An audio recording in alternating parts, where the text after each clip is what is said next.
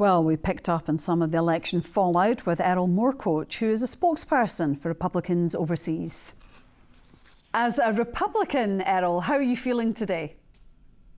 Well, it's probably the best result we could have hoped for. I mean, on a personal note, it's sort of a validation of 10 years of effort that I've put in, and it's a personal note that a lot of Americans share. A lot of people who maybe felt marginalized by their own country, made to feel that they were lesser, as though they were supporting something that was evil and the other people were supporting something was good. And you could never tell how the country felt. But last night we got a resounding mandate. We have the House, we have the Senate, the presidency, the popular vote, the Supreme Court. We obviously were not crazy. We had the momentum we thought we did. And it's a wonderful day for America, and I think a wonderful day for the world to finally, get back to where we were. It means a lot to Donald Trump that his mother was Scottish. He talks about that a lot. What do you think his re-election means for the so-called special relationship America has with the UK? Well, I think it's on two sides, right? It's going to be on the governmental side, but taking a step back, he has a lot of personal interests in the UK, Scotland specifically. So he already understands some of the business climate in the UK, and he knows business leaders and he knows politicians who he's had to work with throughout the years to be a businessman here. Taking that with his obviously favorable approach towards the UK, his mother's from Fife, MacLeod family. It's certainly something that he has a personal connection to, and he believes in the special relationship. He was a big fan of the late Queen, and he's in some ways the last American aristocrat in the way he carries himself, always wearing a suit and whatnot. He definitely has a huge respect for the Anglo-American alliance, and I think it's going to be something that we're going to see in bilateral trade agreements. You're definitely not going to have the same tariffs on UK products that you're going to see perhaps for other countries in China, for example. Well, I mean, there are concerns about the massive trade tariffs that he was going to impose on goods coming into the country. And the Scottish First Minister has expressed concerns about the effect that might have on the Scottish whisky industry. I mean, do you think that he's right to be concerned about that?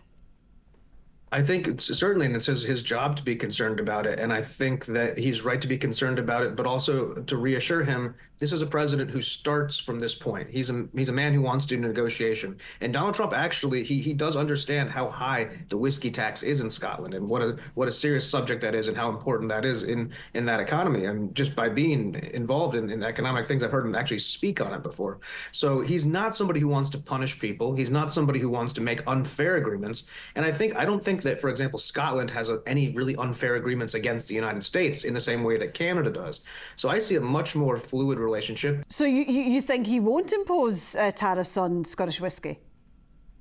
I think that it will be a negotiation chip. I certainly, I mean, oddly, Scottish whiskey is cheaper in America than in Scotland in some respects because of how high the domestic duty is in Scotland. From my time living there, I found that out. So I don't think that he would want to do that the same way he threatened the French with a tax on Bordeaux. Ultimately, these are sensitive topics that bring politicians to the table because these are hot button issues for their voters. And Donald Trump maybe twists that knife to get himself in a better negotiating blend. But I wouldn't expect him to do it in a punitive way. You've talked about how Donald Trump values his relationship with Britain, but do you think it's going to be a bit awkward with Sir Keir Starmer, considering what Labour politicians have said about Donald Trump and also the row about Labour activists campaigning for Kamala Harris?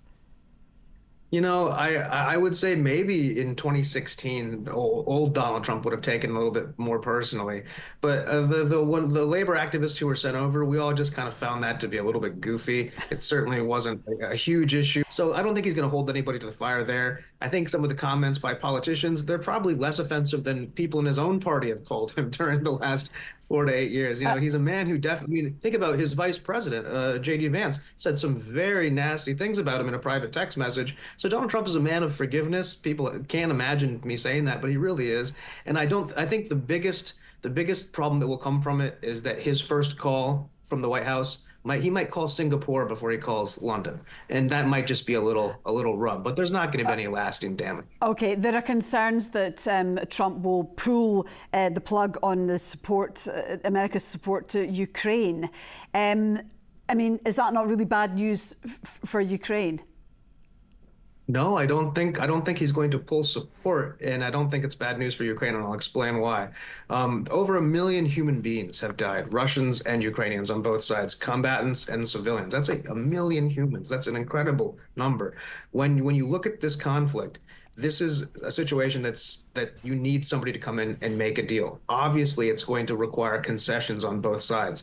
The idea that we can perpetuate a forever war in the vein of Dick Cheney in Ukraine, unlimited money, unlimited bodies. And where does it end? We lost to the Taliban, and we're not going to defeat Russia on its border. Let's sit down with them. Let's negotiate. They obviously are going to take some territory in the east, in those Russian-speaking regions. Ukraine will have to concede that. Probably in return, they will get extreme security guarantees, extreme investment from the Americans. It's not the best solution, but it's a solution that saves lives. The same kind of solution that the Abraham Accords were bringing to the Middle East, and that we're hopefully going to see with Israel and Gaza. And this is something that he can do as president-elect, by the way.